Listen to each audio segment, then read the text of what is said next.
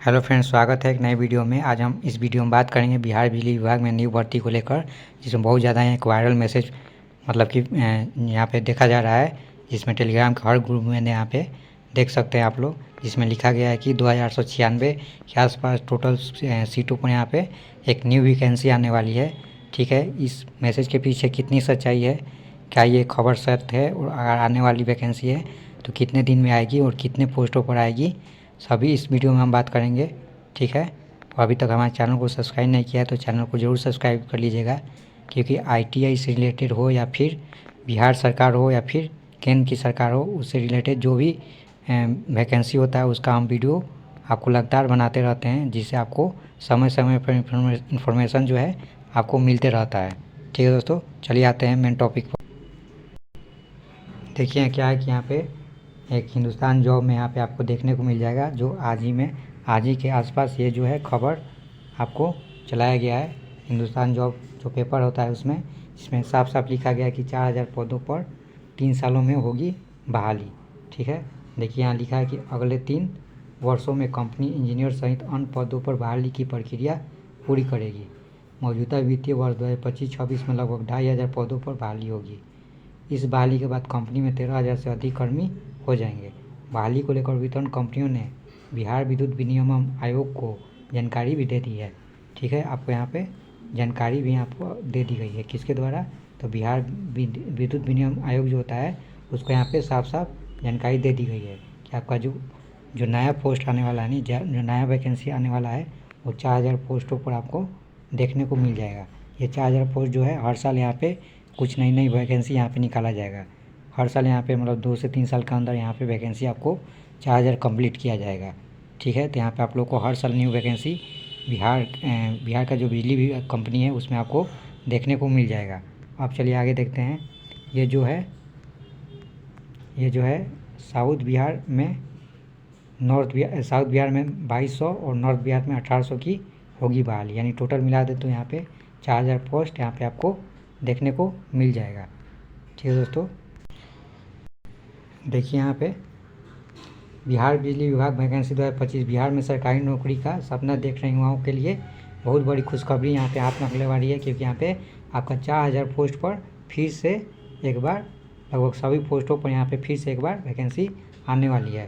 बिहार सरकार के अधीन बिजली विभाग NBPDCL और SBPDCL यानी 2 विभाग होता है। एक नॉर्थ बिहार में जो है बिजली विभाग है, एक साउथ का जो बोर्ड है, साउथ बिहार में जो बोर्ड है उसका, मतलब दोनों पदों को मिलाकर यहाँ पे दोनों यहाँ पे बिजली विभाग को मिलाकर यहाँ पे दोनों यहाँ पे कितना है, तो 4000 पदों पर यहाँ पे आपको बहाली देखने को मिल जाएगा। यह भर्ती जो है इंजीनियरिंग, तकनीकी और प्रशासनिक पदों पर होगी।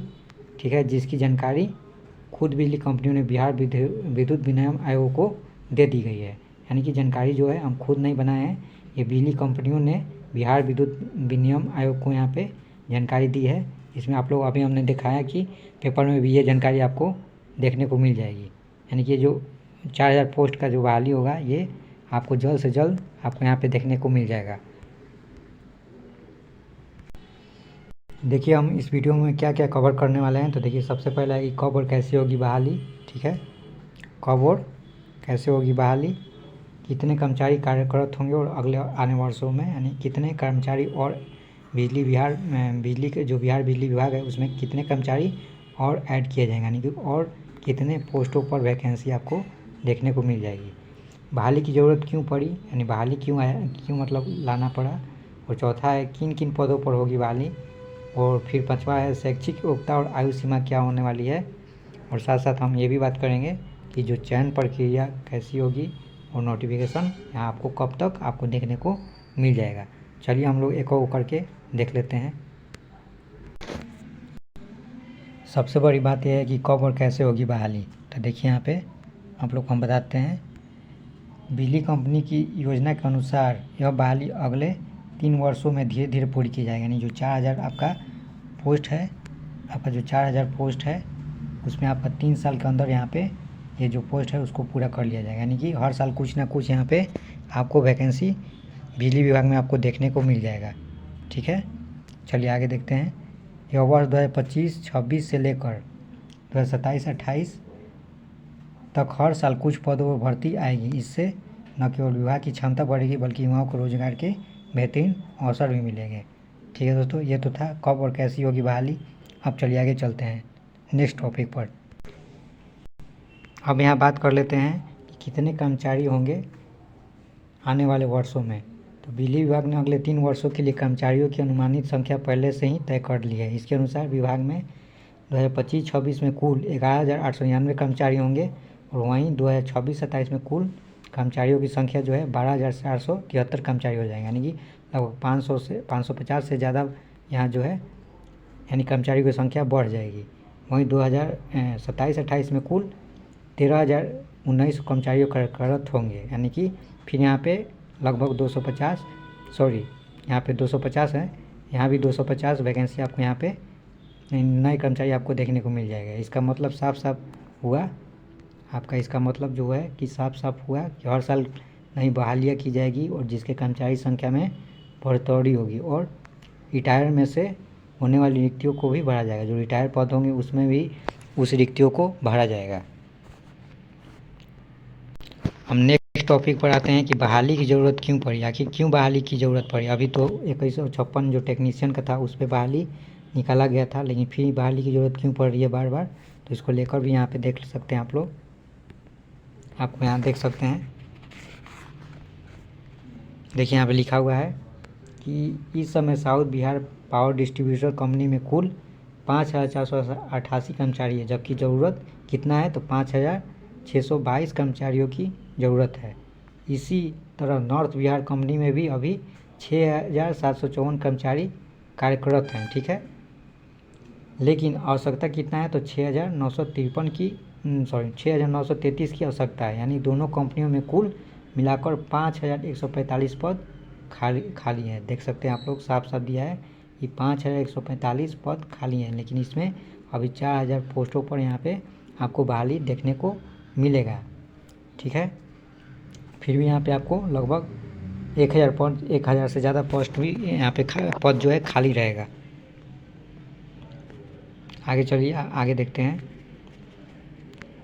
इतनी बड़ी संख्या में रिक्तियाँ इसलिए भी हो रही है क्योंकि हर साल कोई कर्मचारी रिटायर हो रहे हैं। उदाहरण के लिए अगले 3 वर्षों में लगभग 329 कर्मचारी रिटायर होंगे, जिनकी जगह नए युवाओं को बहाली की जाएगी, यानी कि रिटायरमेंट भी हर साल होता है कर्मचारियों का, छटनी भी बहुत सारा होता है, रिटायरमेंट भी होता है। तो उस पोस्ट के मतलब की भरपाई के लिए फिर से क्या किया जाता है, यहाँ पे आपको न्यू वैकेंसी निकाला जाता है। अब सवाल ये है कि किन किन पदों पर होगी बहाली, यानी सिर्फ जेई का ही होगा या फिर टेक्नीशियन का होगा या लाइनमैन का होगा या कलर का होगा या अकाउंटेंट का होगा। तो यहाँ पर देखिए साफ दिया है कि जो होगा आपका यह बहाली जो है केवल एक पद पर नहीं होगा बल्कि कई तकनीकी और गैर तकनीकी पदों पर की जाएगी, जो हाल फिलहाल में अभी निकली हुई थी। लगभग सभी पोस्टों के लिए यहाँ पे वैकेंसी निकली हुई थी। फिर क्या है कि यहाँ पे अनुमान है कि निम्नलिखित पदों पर भर्ती होगी, लेकिन फिर भी यहाँ पे अनुमान लगाया जाए कि लगभग अभी सभी पदों पर फिर से एक बार भर्ती निकाली जाएगी, जिसमें कौन सा वैकेंसी होगी तो आप लोग यहाँ देख सकते हैं। जूनियर इंजीनियर का हो सकता है, जिसको जेई बोलते हैं, असिस्टेंट इंजीनियर एई का पद हो सकता है, टेक्नीशियन का भी हो सकता है, linkman, clerk, accountant, data entry operator और स्टोर असिस्टेंट। लगभग ये सारे पदों पर कुछ पोस्टों में यहाँ पे आपकी वैकेंसी आती रहेगी। सिर्फ एक साल नहीं आएगी, लगभग 3 साल तक लगातार यहाँ पे आपको वैकेंसी आती रहेगी। ठीक है दोस्तों, अब सवाल ये है कि शैक्षणिक योग्यता और आयु सीमा क्या होगी। तो देखिए, जो पिछली वैकेंसी में शैक्षणिक योग्यता और आयु सीमा थी, वहीं पे यहाँ पे आयु सीमा रहने वाली है, कोई चेंज होने वाला नहीं है। ठीक है, देखिए अभी भी तक ऑफिशियल नोटिफिकेशन जारी नहीं हुआ है, लेकिन पिछले वर्षों के आधार पर संभावित योग्यता निम्न हो सकती है, यानी कि जो पिछला जो नोटिफिकेशन निकला था उसी के आधार पर यहाँ पे आयु सीमा और आपकी शैक्षणिक योग्यता रहने वाली है।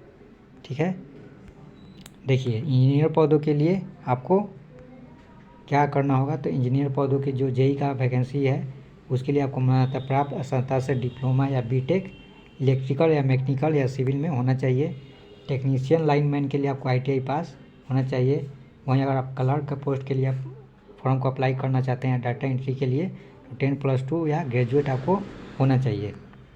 आयु सीमा का समानता 18 से 37 वर्ष लगभग रहता है। और आरक्षित वर्ग के नियमानुसार छूट भी मिलेगी। जो आरक्षित वर्ग होते हैं उनके नियमानुसार जो पिछली वैकेंसी में छूट मिली थी उसी के अनुसार अगले भी वैकेंसी में आपको छूट मिल जाएगी।